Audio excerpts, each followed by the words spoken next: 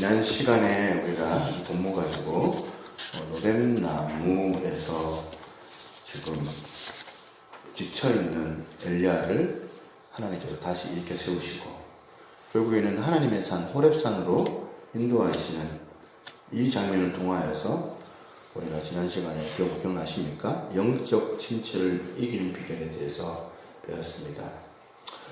그런데 여러분 18장을 다시 한번 돌아갑니다.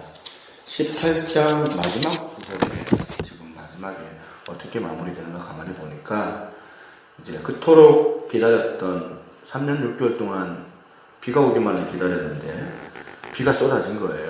비가 쏟아지는 것을 감격스러워해서 살아계신 그 하나님을 선포하고 그렇게 보면 그 사마리아 수도까지 달리는 그 엘리야의 모습이 나옵니다. 갈멜산에서 850명 그 악한 선지자를 물리치고 역사하신 하나님.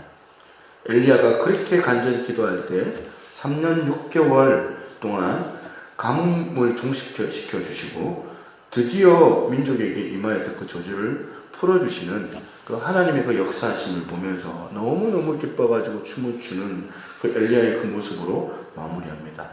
18장까지만 딱 치면, 이건 영화로 치면 그 영화가 그대로 끝나도 되는 장면이거든요. 해피엔딩으로 엘리야가 이겼습니다. 승리한 거예요. 영화관에서 이거 보고 기분 좋게 일어나면 되는 그런 상황인데 이제 19장에 와서 보니까 전혀 생각지도 않는 전혀 다른 영상의 문제가 흘러가는 거예요. 해피엔딩이 아니었어요. 바뀔 줄 알았는데 문제가 하나도 바뀐 게 없는 거예요.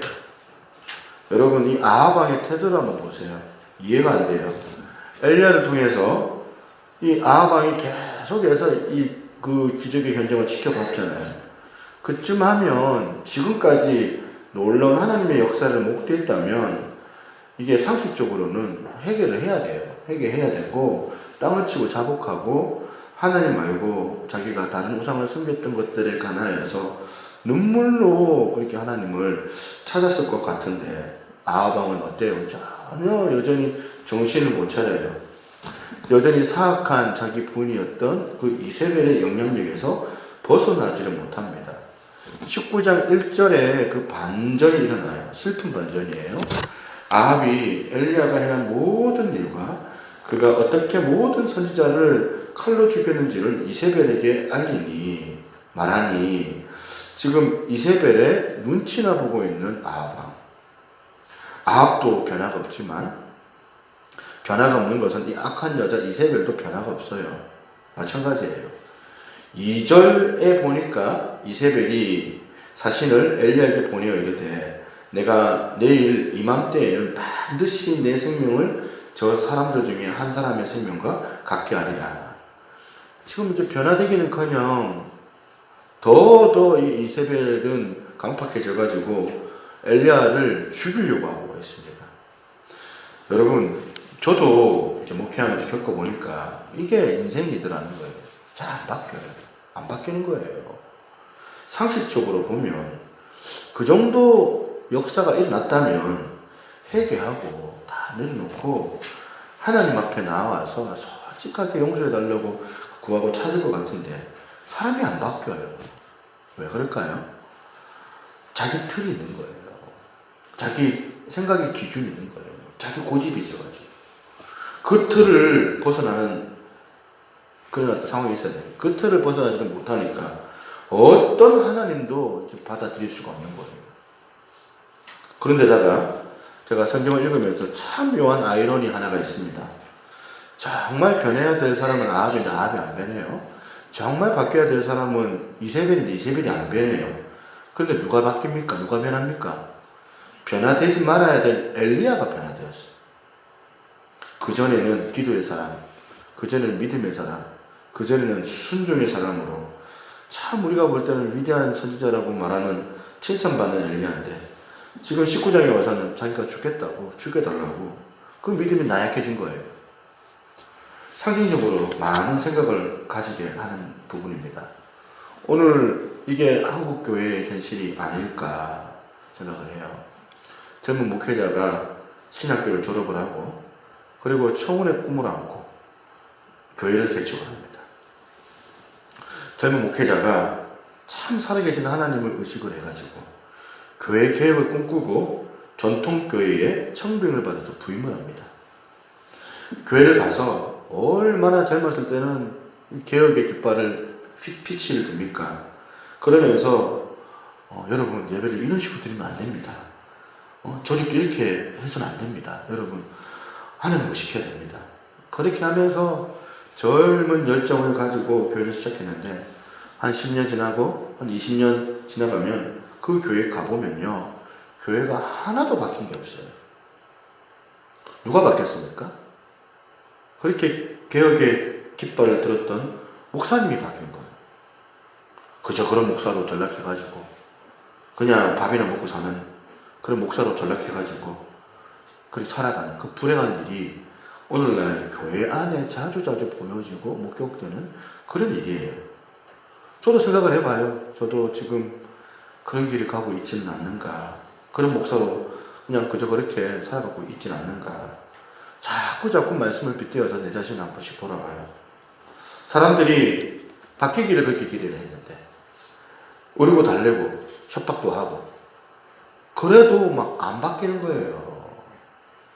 안 바뀌면 어떡하죠? 내보내야지. 안 바뀌니까 변화가 없으니까 개척 때부터 지금까지 수도 없이 말씀해가지고 이야기를 해봐도 교회 패턴은 그대로예요. 사람 얼굴만 바뀌었지. 그대로예요.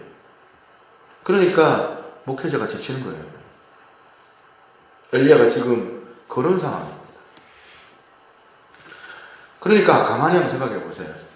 사도행전 7장에 스데반 집사님이 예수님을 죽였던 그 유대인들을 향하여서 얼마나 복음의 메시지를 잘 전합니까? 너희가 예수를 죽였다. 너희가 십자가에 예수님을 못 박았다. 너희가 메시아를 죽였다. 그렇게 선포하니까 그 유대인들의 그 마음이 찔림이 있었어요. 마음의 가책을 느낍니다. 양심이 있으니까. 그런데 결과가 어떻게 돼요?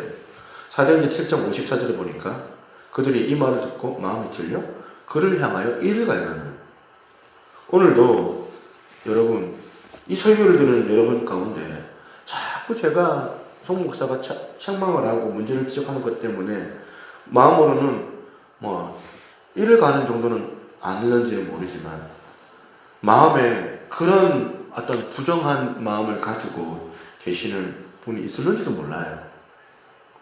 여러분, 하나님의 말씀이 선포될 때 그것이 바로 축복의 말씀이 아니라 오히려 내 심정의 마음을 찔리게 만드는, 아프게 만드는 말씀이고, 그것이 비록 내 마음의 양심을 자극하는 부담스러운 그런 말씀이다 할지라도 그 말씀이 여러분들 이를 가는 것으로 연결되지 않으시기를 바랍니다. 하나님 앞에 그 아합이 걸어가는 그 길을 청산을 해버리고 이세벨이 자기가 잘못했다고 그 가던 길을 청산하는 이런 변화가 일어나야 될 텐데 이런 변화가 잘 일어나지 않는 게 현실이라는 겁니다. 그러다 보니까 변해야 될 이세벨은 안 변하고 변하지 말아야 될 엘리야만 변질되었습니다. 3절을 보세요. 그 형편을 보고 일어나 자기의 생명을 위하여 도망하여 유다에 속한 부엘세바에 이르러. 지금 유다 지역까지 내려갔네요. 지도를 우리가 생각을 해보자고요. 저는 이 엘리야의 모습을 가만히 보면서 한순간에도 사람이 무너질 수가 있는가. 어떻게 사람이 이렇게 하루아침에 딴 사람으로 바뀌지? 저는 이걸 보면서 조금 위로가 됐는데요. 이 위대한 종이라고 칭호를 받는 엘리야도 이렇게 한순간에 무너질 수 있다면 오늘 이 땅에 어떤 사람도 그럴 수 있지 않냐. 마음이 무너지고 어떤 사람도 누군가 실망을 시킨다고 해서 마음에 낙심이 들어서 막 거꾸로 넘어지는, 그를 이해하지 않을 수 없는 사람이 아무도 없을 거라는 거예요. 많은 분들이 갑작스럽게 바뀌어버린 이 엘리야의 몰락을 여러 가지로 분석을 하지만 저는 오늘 근본적인 엘리야의 침체의 원인을 3절에서 찾습니다. 오늘 설교의 핵심 단어는 3절이 있어요. 3절 다시 한번 보세요. 그가 이 형편을 보고 일어나 자기 생명을 위하여 도망을 했다는 거예요. 뭡니까? 엘리야가 뭘 봐요? 이 형편을 보고 눈앞에 펼쳐져 있는 이세벨의 위협을 본 거예요. 엘리야가 눈앞에 펼쳐진 이세벨이 위협하는 그 모습을 보고 엘리야가 마음이 무너진 거예요. 여러분 가만히 생각해 보면 참 인간적으로 이해가 돼요. 엘리야가 막 빗속을 달리면서 지난 수년 동안 목표를 향해 달려왔던 꿈이 이루어진 것을 보면서 너무 감격해서 하나님께 찬양을 했어요. 갈멜산 전투에서 자기 편이 되어주셔서 일하실 그 하나님, 3년 6개월 동안 가뭄을 통치시켜주실 그 하나님, 이 민족에게 임한 그 저주를 끊어내신 살아계신 하나님, 이 시대와 이 민족의 생사가 다 하나님의 손에 달려 있습니다. 그러면서 이 엘리야가 이제 금방 이 이스라엘의 그 부흥이 도래할 줄 믿었던 거죠. 그렇게 기뻐하며 달렸는데, 그렇게 해서 세상이 뒤집어질 줄 알았는데 어떻게 돼요? 아무것도 바뀐 게 하나도 없는 거예요. 오히려 원수 이세벨은 더 개길이 말뛰고 있고 자꾸 그런 현상들이 벌어지고 있으니까 엘리야가 충격을 받아가지고 마음이 무너진 거예요. 여러분 이제 이런 부분들을 우리가 볼 때 우리 자신을 돌아보셔야 돼요. 우리가 자주 이런 경험하는 마음의 상태가 이런 부분 있잖아요. 여러분 우리가 많이 노력했잖아요. 또 나름대로 애도 썼습니다. 가정을 한번 그렇게 회복시켜 보겠다고 남편의 그 변화를 위해서 아내가 이렇게 하면 좀 바뀌어지겠지 하면서 나름대로 애를 쓰고 수고를 했잖아요. 여러분 주님의 그 몸된 교회라고 어두운 현실을 애써 그 시선을 현실의 눈을 차단하고 소망을 가지고 주님의 몸된 교회라고 그렇게 교회를 위해서 얼마나 애를 씁니까? 그런데 바뀐 게 하나도 없는 거예요. 남편은 더 악해가지고 발뛰고 믿음을 내가 믿는 그 신앙을 조롱하고 그 여자는 더 강팍해져가지고 그렇게 행동을 하면 사람이요 어느 한순간에 무너지는 거는 그게 인간인 거예요. 그게 인간인 거예요. 그래서 저는 이해가 되는 거예요. 19장에서 엘리야에게 많은 인간적인 연민의 정을 느낄 수밖에 없는 거거든요. 왜냐하면 그게 내 모습이고 그게 여러분들의 모습이기 때문에 여러분들에게 저도 들키지 않아서 그렇지 수도 없이 무너지고 수도 없이 낙심하고 수도 없이 좌절하고 수도 없이 절망을 해요. 그러니까 19장과 18장 왔다 갔다 하는 거예요. 그게 저거든요. 그게 여러분이에요. 신앙생활 하면서. 어제는 빗속을 달렸는데 오늘은 모델나무 아래에서 자살 충동을 느끼는 게 그게 인간의 모습이에요. 그런데 여러분 문제가 어디에 있는가 하면요. 이세벨처럼 이렇게 설치고 있는 이 여자들이 내 주변에 그렇게 많고 세상은 하나도 달라져 아무 역사도 일어나지 않는 것 같지만 그런데 그건 우리의 착각이었다. 세상은 변하고 있는 거거든요. 변했다는 사실이에요. 여러분 오늘 본문을 보더라도 이 변화의 기회를 느낄 수가 있어요. 얼마나 많은 변화가 일어난지 아십니까? 지금 이세벨이 지금 엘리야를 이제 자기 멋대로 할 수가 없어요. 지 마음대로 죽일 수 없는 상황으로 이제 변화가 일어난 거예요. 갈멜산 전투를 통해 가지고 이스라엘 백성들의 마음이 이미 엘리야에게서 다 돌아왔기 때문에 이제는 이 이세벨 지 마음대로 엘리야를 어떻게 죽일 수가 없어요. 좋은 예가 뭐 이런 거잖아요. 여러분 50대 보면 알 수 있어요. 50대 이 대통령이 야당 지도자 이 뭐 양김이라고 표현되는 그 사람들을 그대로 사형 선고를 내렸어요. 근데 못 죽였습니다. 죽일 수가 없어요. 그냥 가택연금만 한 거죠. 왜? 못 죽였을까요? 국민들이 무서워서 죽일 수가 없는 거예요. 이렇게 50대만 보면 우리가 알 수 있는 것처럼 오늘 본문을 보면 이세벨이 엘리야를 죽이겠다고 하는데 그걸 지금 알려주려고 사신을 보내요. 사람을 보낸 겁니다. 이게 뭘 의미하느냐?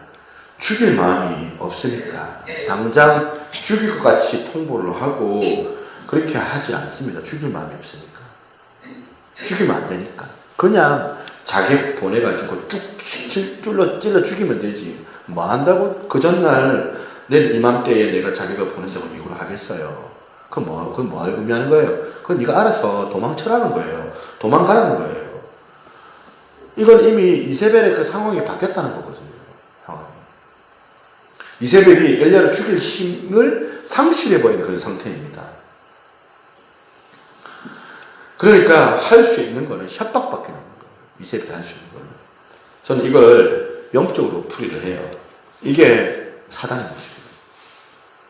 여러분, 사단은 이미 패배했습니다. 희마리가 하나도 없습니다. 이미 우리는 승리를 했거든요. 우리는 예수 그리스도의 십자가로 말미암아 이겼습니다. 믿습니까? 사단이 이 머리통이 다 까봐서 준 거예요. 좀 격한 표현을 한다면 사단 대가리가 박살이 난 거예요. 그러니까 이제 어떻게 해요? 발악하면서 조금 꼬리만 흔들고 있는 그런 상황이거든요. 여러분, 사단은 우리를 결단코 건들 수가 없습니다. 이걸 다시 한번 아멘으로 하다가시길 바랍니다. 사단은 우리를 건들 수가 없어요. 못 죽이니까, 못 죽일 것 같으니까 협박만 하는 거예요. 끊임없이 협박만 하는 거예요. 내가 너희를 내일 찾아가서 죽여버리겠다. 조금만 있으면 너희 가정을 비참하게 저주해버리겠다. 막 꼭 북한 같아요. 우리를 나라를 향한. 불행한 거는요. 이세벨이 엘리야를 털끝 하나 건드릴 수 없는 그런 무기력한 존재임에도 불구하고 전력을 가지고 했던 그 일로 인하여 그 아무것도 아닌 협박에 이 엘리야가 무너져 버렸다는 거예요. 지가 알아서 고맙게 지금 스스로 무너져 버린 거예요. 여러분, 사단이 우리를 절대로 건들 수 없습니다. 나사렛 예수 그리스도 이름으로 우리는 모든 어둠의 결박을 끊어버린 자유된 존재임을 믿습니다. 그런데 그럼에도 불구하고 우리가 얼마나 사단의 협박에 얽매이고 사는지 몰라요. 저는 오늘 이 말씀을 통해서 사단이 도저히 어떻게 할 수 없는 그런 예수 그리스도께서 우리에게 주시는 그 자유함의 그 기쁨을 누릴 수 있는 여러분 되시기를 바랍니다. 그 누구도 나를 정죄할 수 없고, 그 누구도 나를 건들 수가 없고, 그 누구도 나를 비극의 자리로, 저주의 자리로 나를 이끌어낼 수가 없어요. 죽이뿐다. 협박만 하는 거예요. 저는 여러분들이 19장의 이 엘리야처럼 영적 협박에 비참하게 무너지지 않기를 바랍니다. 또 한 가지 중요한 포인트 하나가 뭐냐면, 이렇게 하나님은 바라보지 못하고 이런 아무것도 아닌 위협을 해대는 이런 현실 세계만 바라보게 해가지고 그 협박에 그냥 지레 겁먹고 도망가는 엘리야 같은 사람들에게 나타나는 중요한 이제 결과 하나가 나옵니다. 그 현상이 하나 나와요. 뭐냐면 현실을 가장해서 바라본다는 거예요. 현실에 대한 가장된 상황 인식이에요. 지금 엘리야가 자기 생명을 위해서 도망갔다고 그렇게 기록을 합니다. 상대는 도저히 죽일 힘이 없는데 이 엘리야는 현실을 가장해서 바라보고 있어요. 이건 마치 창세기 25장에 나오는 에서 같아요. 야곱형 에서. 한 번은 25장에 에서가 사냥을 다녀온 거예요. 배가 출출한 거예요. 그 사냥에 너무 몰두하느라고 아마 한 끼 굶었는지 모르겠어요. 안 그래도 배가 출출한데 자기 동생이 팥죽을 너무너무 맛있게 쏘아가지고 이렇게 형한테 얘기를 하는 거예요. 형 장자권 나한테 남겨주면 내가 이 팥죽 쏘아줄게. 그럴 때 에서가 지금 뭐라고 합니까? 25장 31절에 야곱이 이르되 형의 장자의 명분을 오늘 내게 팔라. 에서가 이르되 내가 죽게 되었으니 이 장자의 명분이 내게 무슨 유익이 있으며. 에서가 현실을 가장하고 있는 거예요. 이거 뭐 한 끼 굶었다고 해서 죽습니까, 여러분? 절대로 한 끼 굶었다고 죽는 거 아니거든요. 저는 이 에서의 가장된 마음을 담아가지고 저나 여러분들이 현실을 직시해야지 현실을 가장하지 말자. 안 죽는다는 거예요. 혹시 여러분 주변에 누가 여러분들을 그렇게 괴롭히세요? 무슨 일을 가지고 힘들게 하는지 모르지만 가장하지는 말자는 거예요. 그 정도로는 죽지 않거든요. 그 정도 가지고는 우리가 무너지지가 않아요. 자녀가 좀 쏙을 썩입니까? 사춘기 아이가 막 가출하고 나쁜 친구 막 사귀고 뭐 이렇게 저렇게 어려움 그렇게 야기시킨다 할지라도 그걸 가지고 현실을 가장하지 말잖아.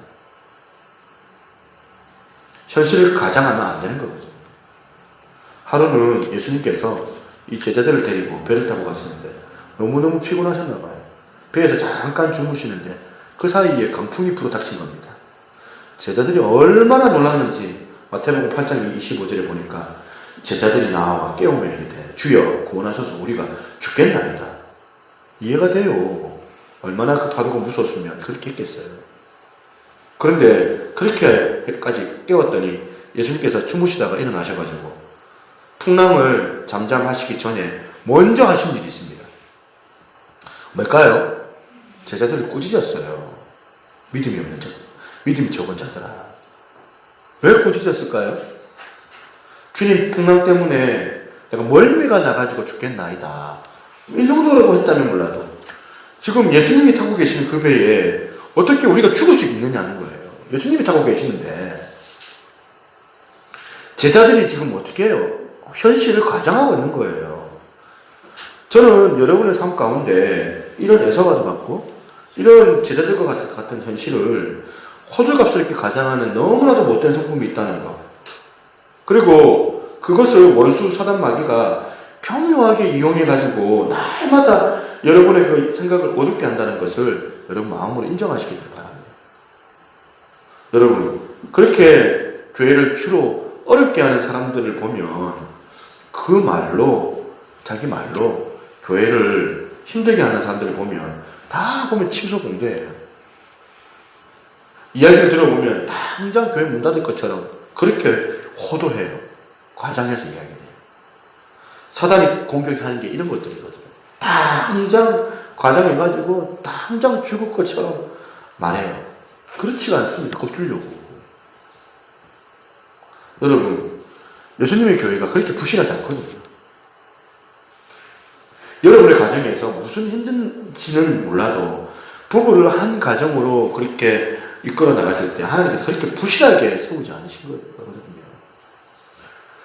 무슨 일로 힘든지 모르지만 물론 극단적인 케이스가 없는 건 아니지만 현실을 가정에서 말하지 말라는 거예요.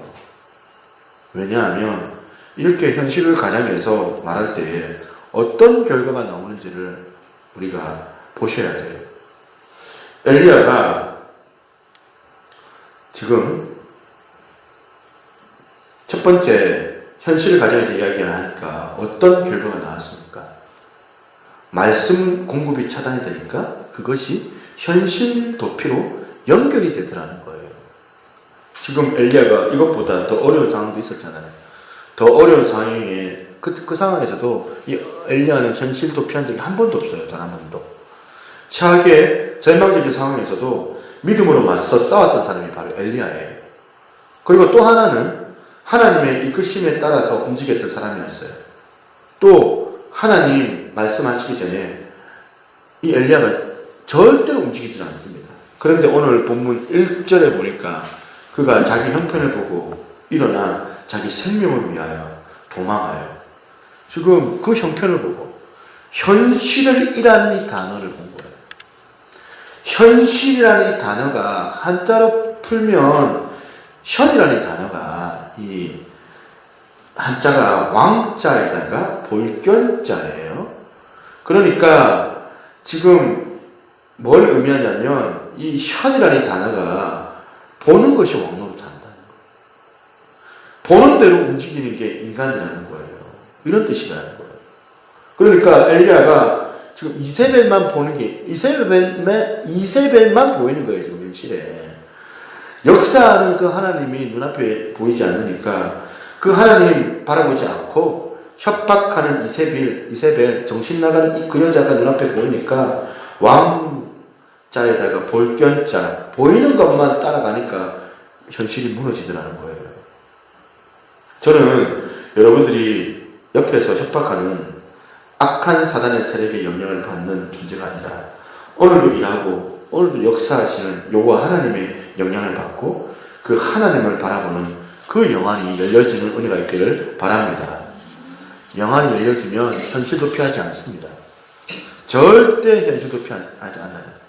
제가 하루에도 수도 없이 냉탕과 온탕을 오고 가는 그런 상황에서 발견된 법칙이 이거예요.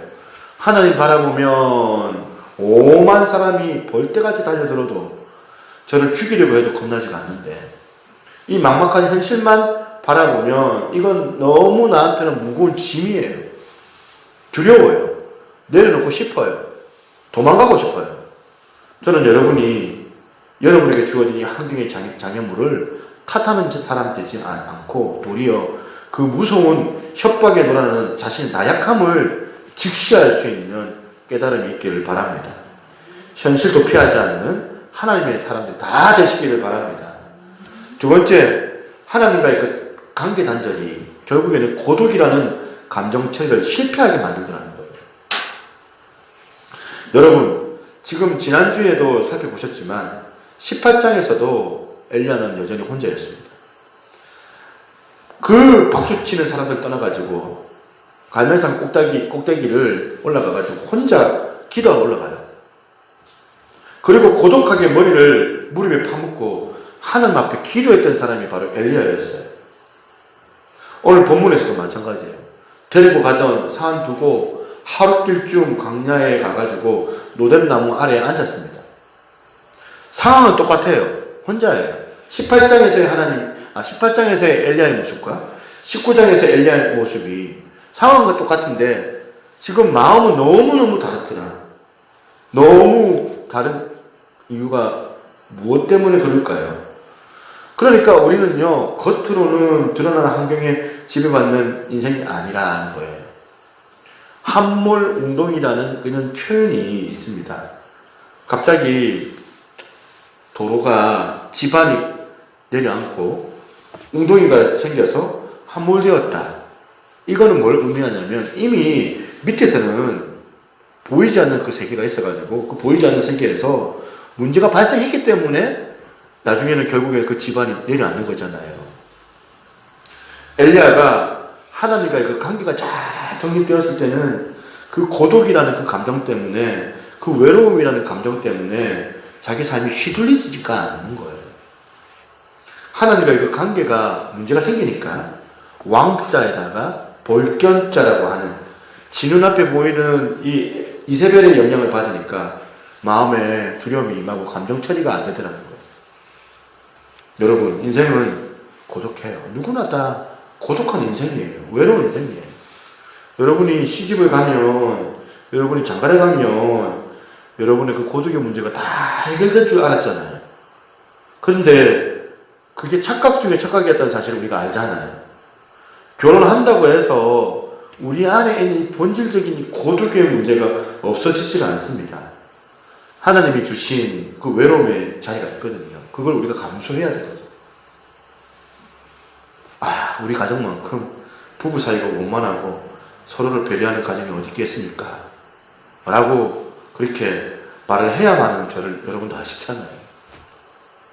보편적으로 따져서 우리 가정은 정말 가만히 보면 문제가 없는 가정이에요. 객관적으로.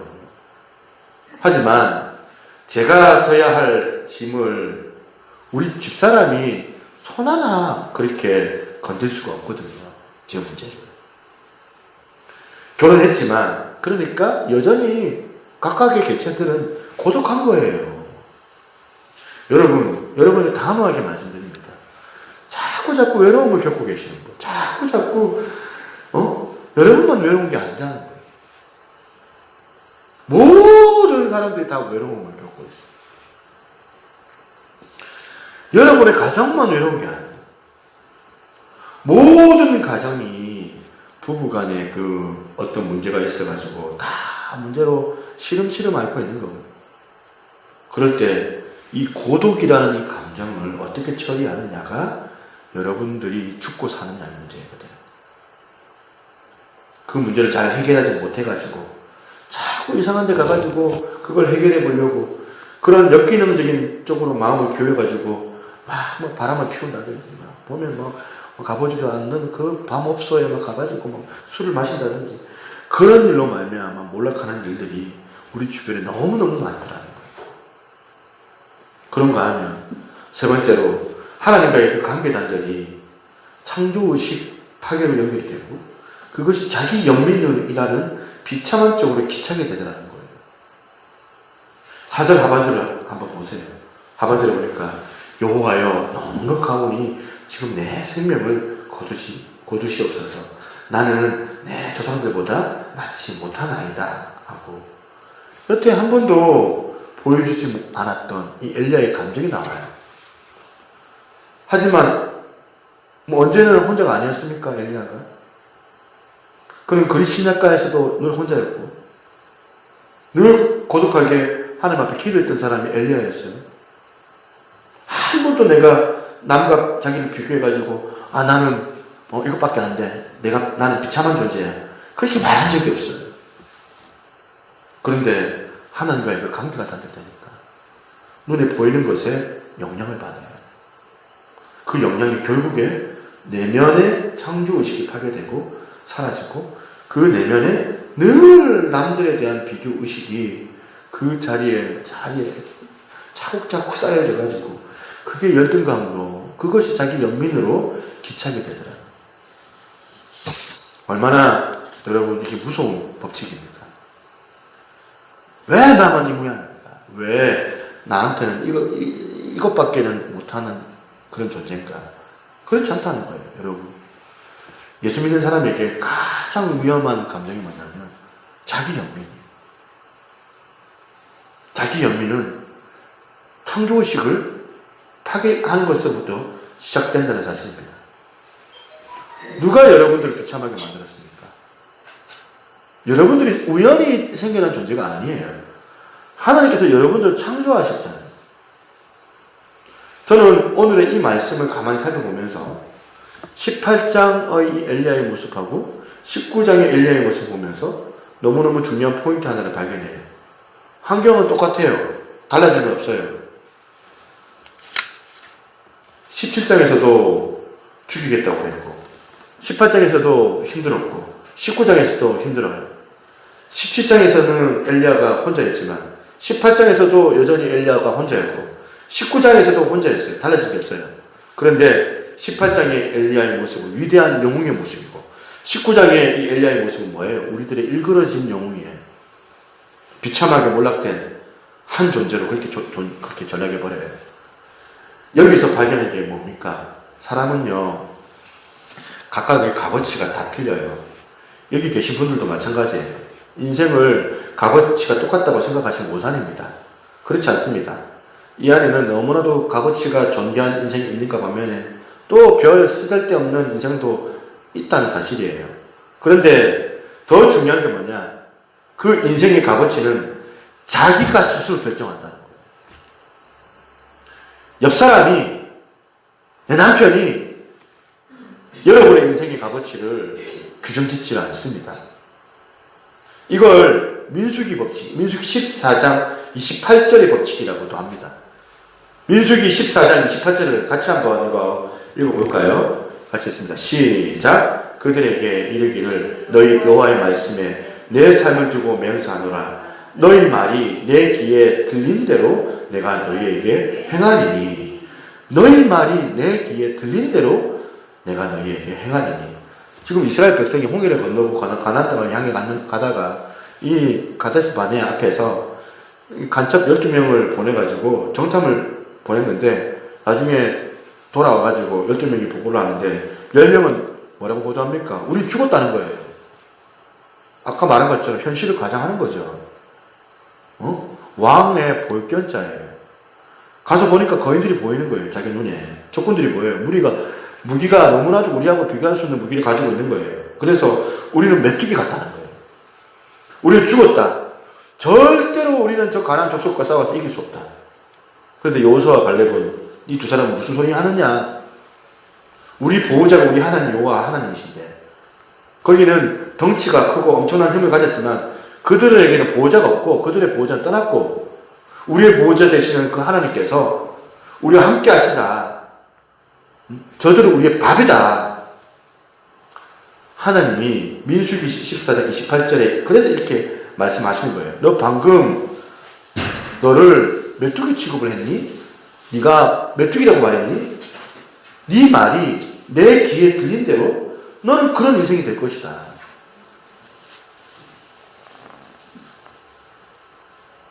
지금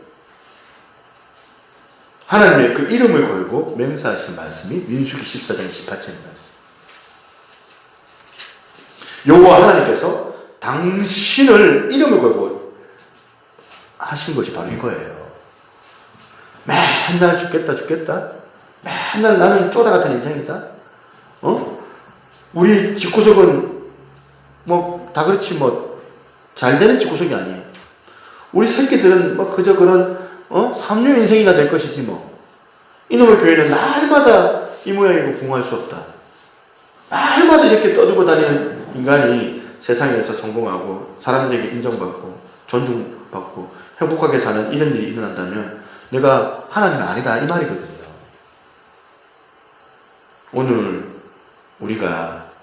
오늘 저한테 바로 접목을 해야 되는 신앙생활의 핵심이 이거예요.